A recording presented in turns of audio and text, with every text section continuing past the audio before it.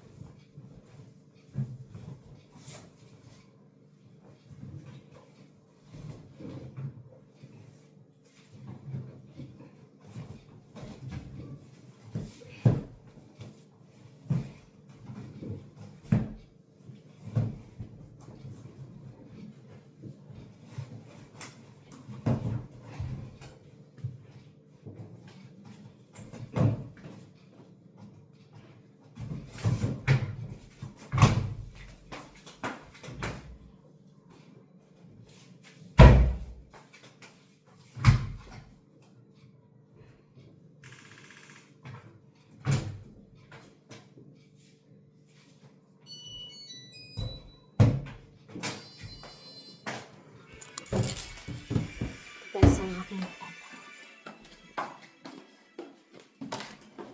every morning.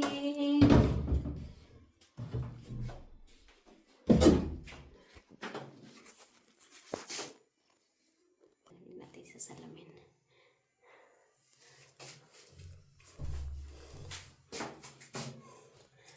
Ito yung flower ng ate nung 18th birthday niya. So, ano na? Ilan years? 21 na. 21 na siya. Tama ba? Yes, 21 na yung aking anak. So, tagal-tagal na rin siya. Yung aking skincare.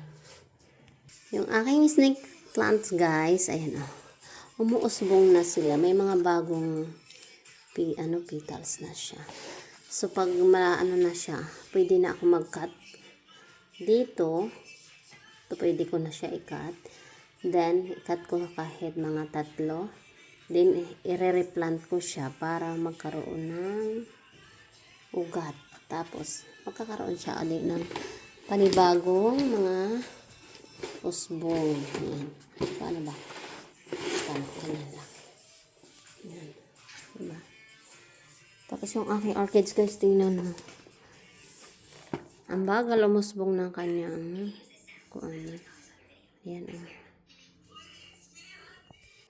Nag-aantay yung aking tupiin sa akin. Tingnan. Ayan o. Sandamukal na tupiin ko. Ayan. Tupi tayo. Ayaw! Ayaw daw.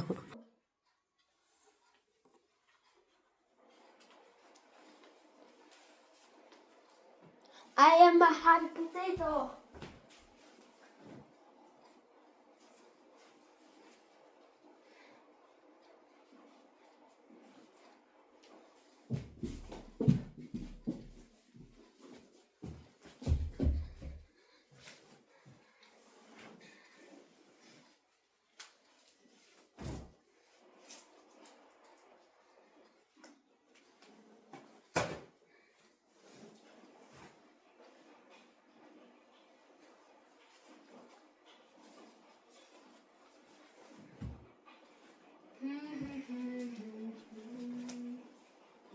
I-push mo ulit. Push mo ulit. Huwag kang papakita.